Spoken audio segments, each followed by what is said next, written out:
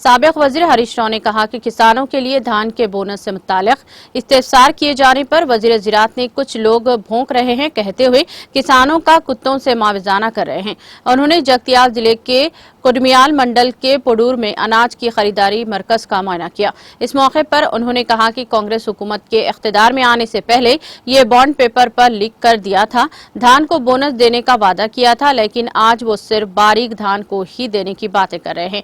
क्या आपने इस दिन लिखे हुए बॉन्ड पेपर पर दस्तखत नहीं किए? पीसीसी के सदर बट्टी विक्रमार्का ने आज दस्तखत किए, लेकिन अब धान का बोनस से मुताल्लिक इस्तेफसार करने पर हाथ उठा रहे हैं। बोनस क्यों नहीं देते? आज अगर जगतियाल जिले में किसानों और महकमा ज़राअत के अफसरान से बात करेंगे तो यासिंगी में अगर 2.79 लाख एकड़ चावल उगाया जाता है तो 2 लाख एकड़ पर मोटा चावल उगाया जाता है और बाकी 17,000 एकड़ पर बारीक चावल की काश्त की गई है। इनकी काश्त मुकामी तौर पर खाने के अनाज के लिए भी की जाती है। इसके लिए आपका बोनस क्या है? अगर हम लक्ष्मण रेड्डी नामी किसान से बात करेंगे तो हमारा जगतियाल में विजय श्याम नामी बारीक धान को बाहर 2,800 से 3,000 रुपये में खरीद रहा है। हुकूमत की तरफ से देने का क्या है? वो निजी तौर पर खरीद रहे हैं, इसीलिए वो हुकूमत को 500 रुपये में फरोख्त नहीं करेंगे। उन्होंने कहा कि किसान लड़ने के लिए तैयार हैं और वो कह रहे हैं कि इन्हें 500 रुपये बोनस कब मिलेगा। किसान कह रहे हैं कि ये कांग्रेस हुकूमत हमें धोखा दे रही है।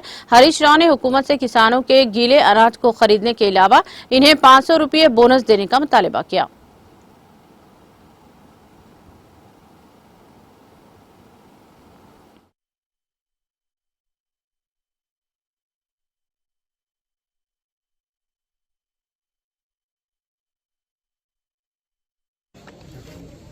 రాష్ట్రంలో రైతులు కన్నీళ్ల పర్యాంతమవుతా ఉంటే రాష్ట్ర ప్రభుత్వానికి కనీసం చీమగుట్టినటువంటి లేదు. ఇప్పుడే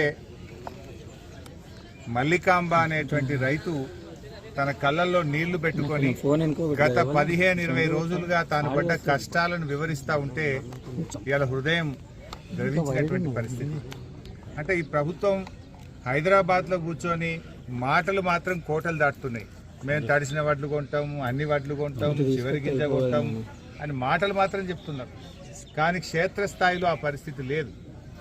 ఇవాళ ఉదయం జగిత్యాల జిల్లా కొడిమ్యాల వడ్ల కొనుగోలు కేంద్రం చూసినా అదే పరిస్థితి. ఇప్పుడు భూపాలపల్లి జిల్లా కమలాపూర్ గ్రామంలో చూసినా అదే పరిస్థితి. రాష్ట్రమంతా కూడా అకాల వర్షాల వల్ల ధాన్యం తడిచిపోయి రోజుల తరబడి పడిగాపులు కాస్తున్నటువంటి పరిస్థితి ఉంది. ఇలా కమలాపూర్ రైతులు చెప్పారు, గతంలో పోయిన సంవత్సరం యాసంగిలో 3 రోజులు 4 రోజుల వడ్లు పోయినాయి. ఇలా 15 రోజులు 20 రోజులైనా వడ్లు పోతున్న పరిస్థితి లేదని చెప్పి రైతులు ఎంతో బాధపడతా ఉన్నారు. దాదాపు 20 రోజులు కష్టపడి వడ్లు ఆరబెట్టి మరి జోకుమంటే సంచులు ఇయ్యలేదు. రాత్రి వర్షం పడి మొత్తం తడిచిపోయిన పరిస్థితి ఉంది. ఇప్పటికైనా ప్రభుత్వం తడిచిన వడ్లను కూడా కొని రైతులకు ఇబ్బంది కాకుండా చూడాలని చెప్పి బీఆర్ఎస్ పార్టీ పక్షాన్ని డిమాండ్ చేస్తూ ఉన్నాం. జాయింట్ కలెక్టర్ గారితో కూడా మాట్లాడినాం. సమస్య తీవ్రతను అధికారుల దృష్టికి కూడా తీసుకుపోతా ఉన్నాం. ప్రభుత్వం ఈరోజు హైదరాబాద్లో కూర్చొని జిల్లాకు ఒక ఆఫీసర్ని పెట్టినామని చెప్పడం కాదు. మీ అధికారులు కానీ మంత్రులు కానీ క్షేత్రస్థాయిలో పర్యటించండి. మీరు ఎందుకంటే గ్రామాలకు మీరు పోయే పరిస్థితి లేదు. మంత్రులు పోతే రైతులు తిరగబడతారనే భయంతో మీరు హైదరాబాద్లో కూర్చొని మాట్లాడుతున్నారు. 20 రోజులు వడ్లు పోకపోతే ఎర్రటి ఎండలో రాత్రి చీకటి, కరెంట్ లేదు. ఆ ఎర్రటి ఎండల్లో అంతా కష్టపడి రైతులు ఆరబెట్టిన తర్వాత మాయిశ్చర్ రాలేదనే పేరు మీద ఇవాళ తడిచిపోయి బాగా ఇబ్బంది పడుతున్న పరిస్థితి ఉంది. చాలా చోట్ల ధాన్యం మొలకెత్తినటువంటి పరిస్థితి ఉంది. ప్రభుత్వం ఇప్పటికైనా మొద్దు నిద్ర నుంచి మేల్కొనాలి. తక్షణమే మంత్రులు అధికారులందరూ కూడా క్షేత్రస్థాయిలో రావాలి. వెంటనే ఈ వడ్లను మరి సంచులు ఇచ్చి లారీలు పెట్టి మిల్లర్లతో మాట్లాడి ఒక్కొక్క సెంటర్కు 2-3 మిల్లులు కేటాయించి వచ్చే 3-4 రోజుల్లో యుద్ధ ప్రాతిపదికన వడ్లను మరి ఎత్తాలని చెప్పి ప్రభుత్వాన్ని డిమాండ్ చేస్తూ ఉన్నాం.